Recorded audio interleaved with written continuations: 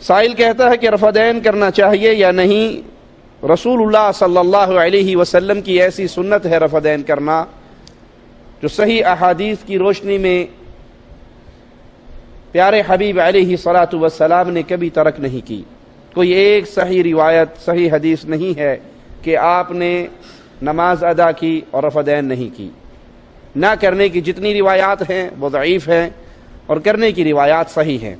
तो जिसको यकीन हो जाए कि ये रसूलुल्लाह सल्लल्लाहु अलैहि वसल्लम की सुन्नत है तो उसके लिए जायज़ नहीं कि वो प्यारे हबीब अलैहिस्सलातु वस्सलाम की सुन्नत को तरक करे।